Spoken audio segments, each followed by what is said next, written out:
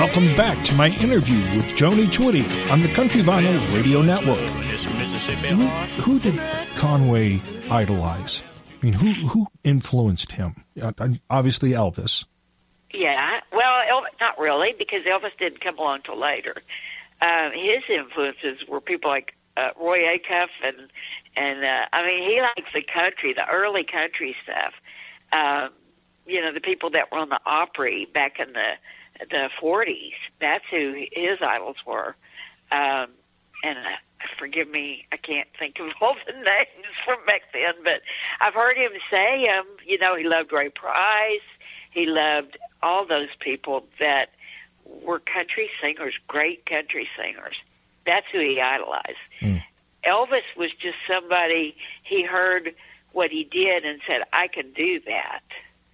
Elvis just had one record out when Dad started doing rock and roll. Mm-hmm. He just had the one record. So Elvis didn't have like a big catalog that he could say, oh, I'm a huge fan. He just had the one song out that everybody was emulating and drawing from, just that one record to, pick up off of. And then they had to create their own thing because you can't copy a sound of a bunch of different songs from just one song. You know what I'm saying? You have to go out there and take songs and make it your own, basically. You create your own thing. Everybody was creating at that time for what they eventually called rock and roll. And so Elvis was just the start, and then everybody was jumping on the bandwagon, creating their own thing. Well, who was your dad's friends in the music business? He really didn't hang out a lot with music industry people. He never drank a drop in his life. He never took a drug in his life. Not that they all did. I don't mean it like that, but he just wasn't that kind of guy. His home time was family time. His downtime was with his family. When they would see each other at award shows, they all loved him because he was such a gentleman, and he all loved him because he was such a nice man. And he loved all them. I mean, he was just that kind of guy.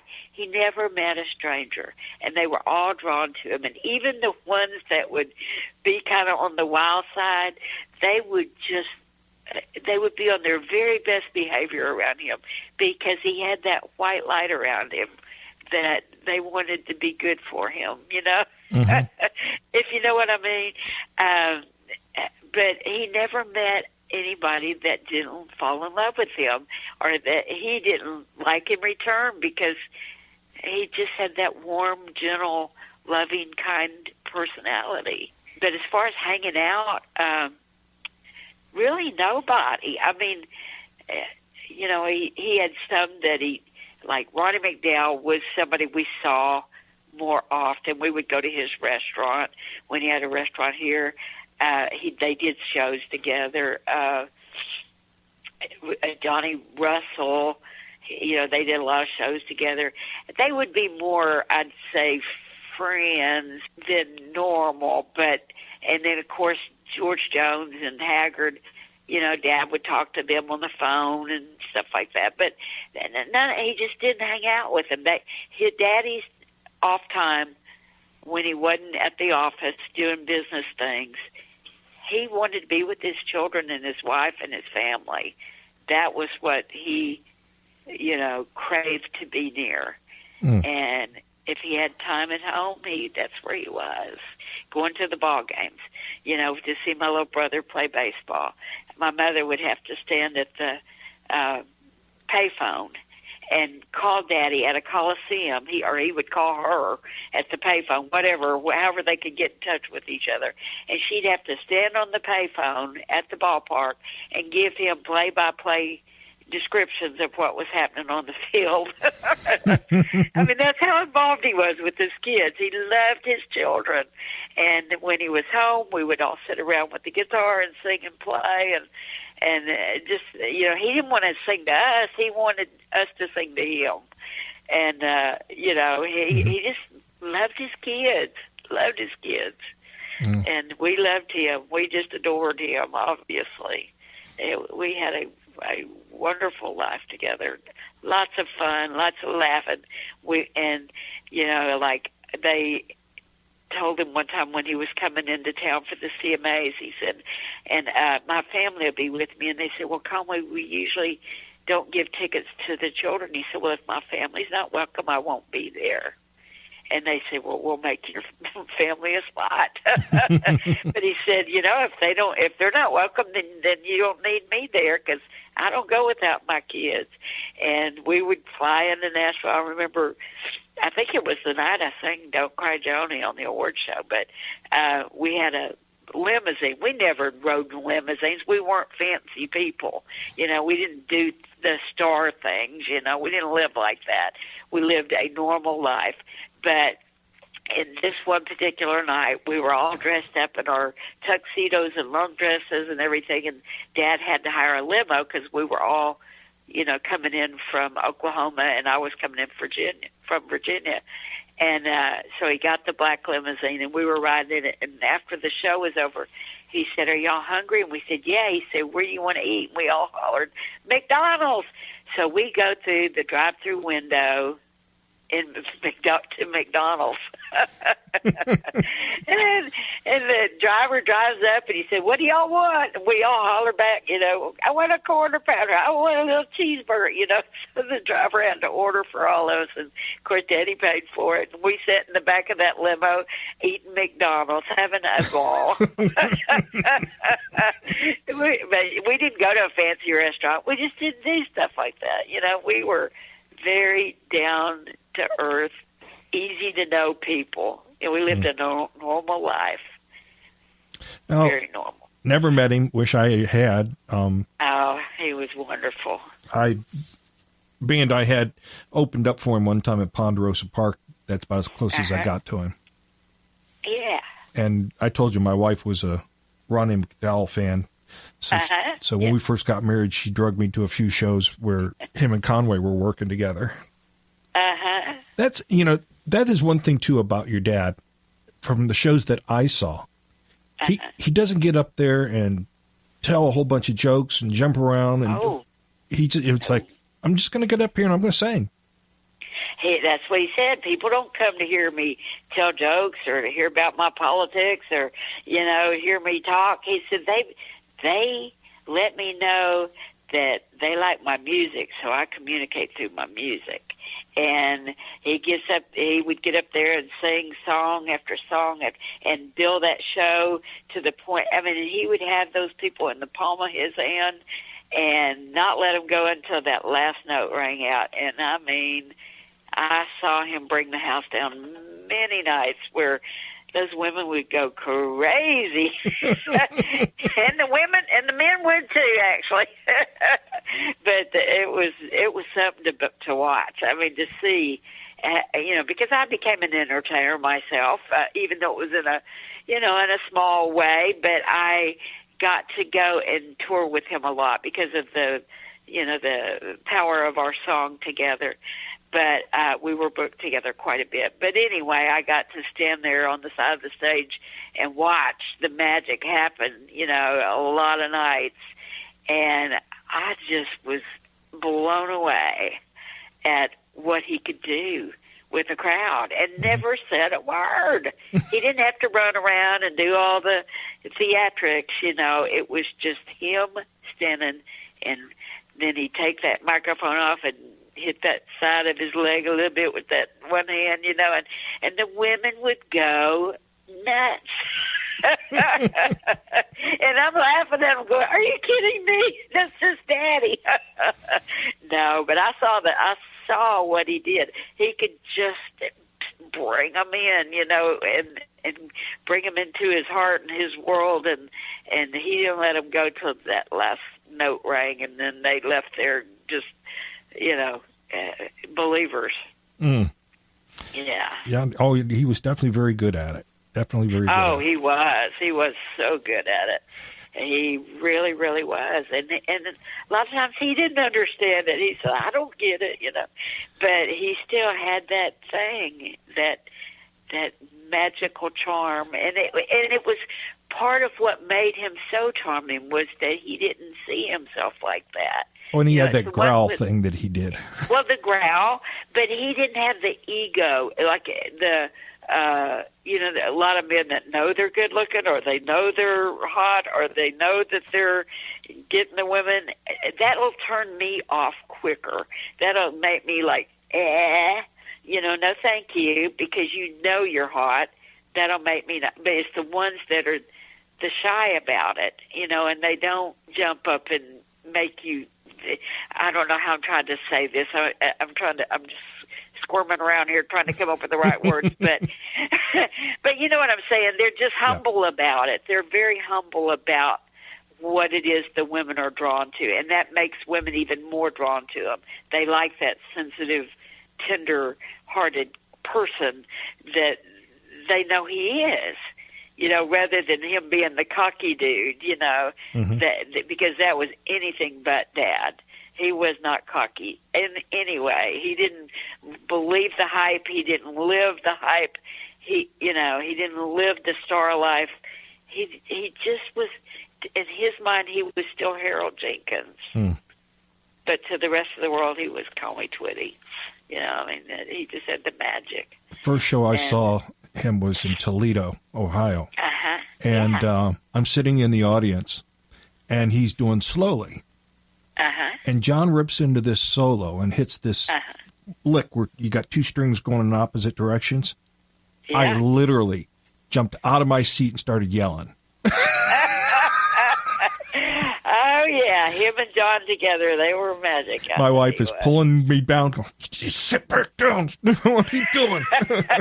I'm like, did you hear that? Did you hear what he just made? Oh, I know. My husband goes crazy. He loves the song Lost in the Feeling. Oh, my gosh. That was a magic moment, too, on record. We step out on the dance floor. The band starts to play. Holding you close, I get carried away. Finding that falling is easy to do. Lost in the feeling with you.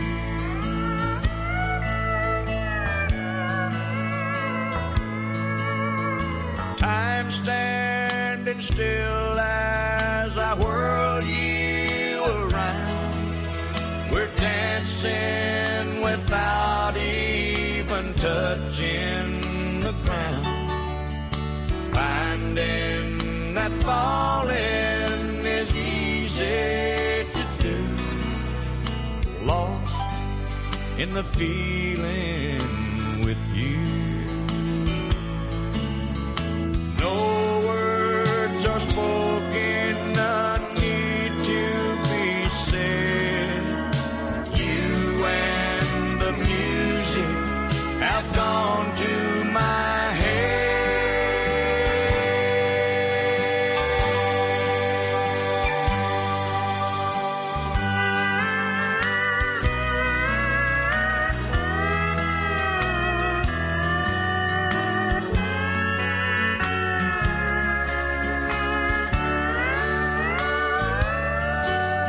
But I'll just go on when the music is through.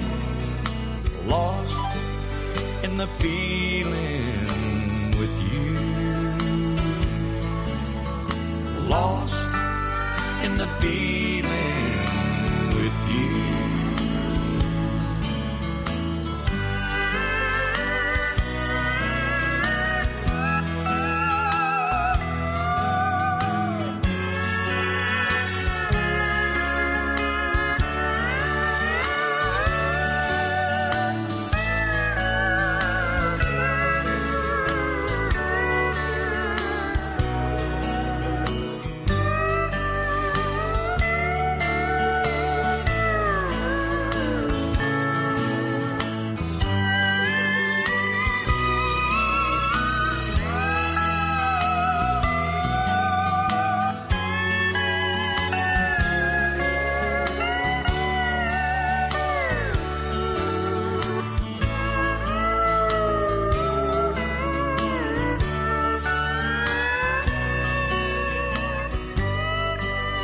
But yeah, slowly. I don't even know if John's heard them do that, but yeah, that was a great one. Oh my gosh. Yeah, he's had a lot of great songs. Oh yeah, Dad, he knew how to take a song and milk it. I mean, he could make every ounce of emotion just drip out of a song, and that is a pure talent. A lot of people can sing, but to make people feel it is a whole different ballgame. I think one of his best vocal performances for an all-around song was Goodbye Time.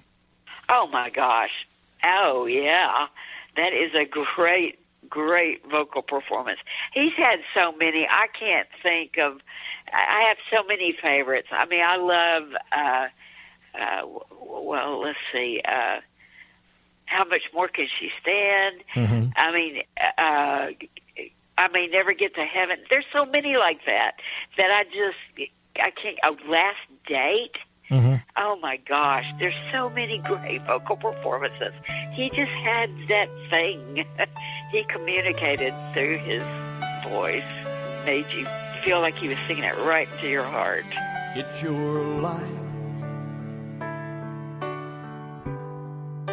Say you need a change. Don't all the dreams we've seen come true mean anything?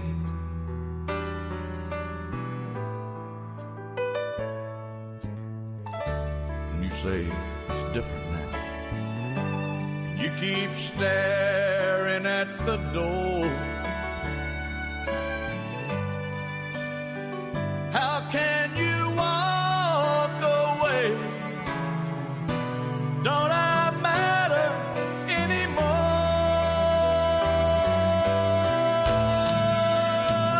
If being free is worth what you'll leave behind, and if it's too late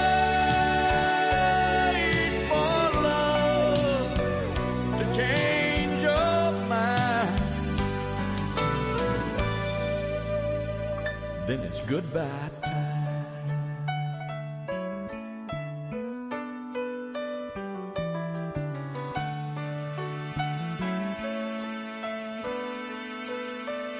If we had known our love would come to this, we could have saved our hearts the hurt of wasted years. Well, it's been fun. What else can I say? If the feeling's gone, words won't stop you anyway. If being free is worth what you leave behind, and if it's too late for love to change your mind, then it's goodbye time.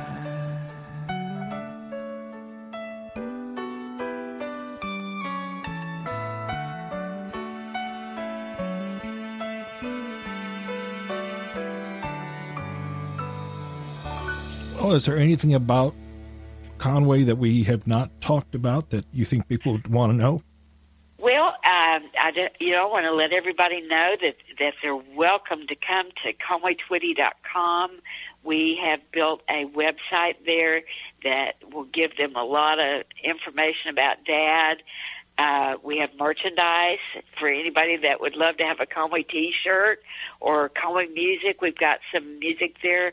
There's a CD that we just did a couple years ago that was out recently that's called Timeless, and I'm real proud of that. My husband John and I produced it, but it was a gentleman from New York that owned the master of these recordings that were done back in 1972, and Dad was one of the artists that did these recordings. It was for the Navy Hoedown show, and they used to be syndicated programs.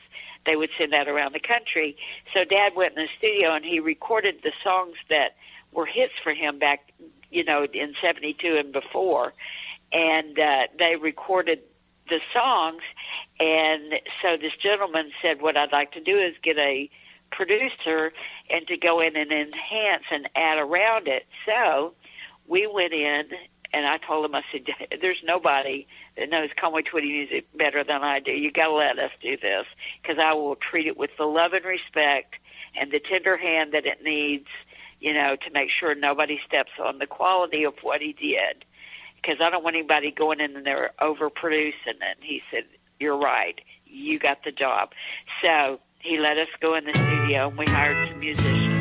We added just enough to put a little flavor, and then my husband did the background vocals with them. And it turned out so awesome. There's a devil in my body I just can't satisfy. Other women haunt me, even though I love my wife. It's because I really love her. I try to save her heart with love, but I know she knows. I can see it in her eyes. I try to stay at home, love only her, play with the kids and watch TV. Then my mind becomes unsure about the kind of love I need. My reason for cheating, and they're as good as lies can be. How much more can she stand and still stand by me? How much more can she stand and still stand by me?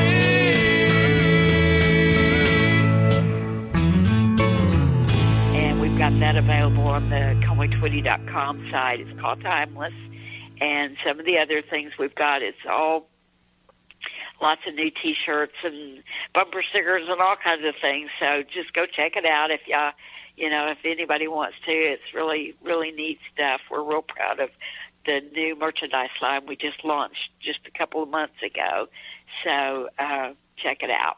Oh, there's actually a link to it on Country Vinyl Radio. Good. 'Cause, Good. I appreciate it. Yeah. Oh, what I have is a section that is the artists we play. If an artist has a website, I put the website. Actually, I don't even have it put up a picture. If there's a WikiLeaks article, I'll do that. If they have the website, I put that in there, that kind of thing. I'll be right back with more of my interview with Joni Twitty right here on the Country Vinyl Radio Network. There's a lot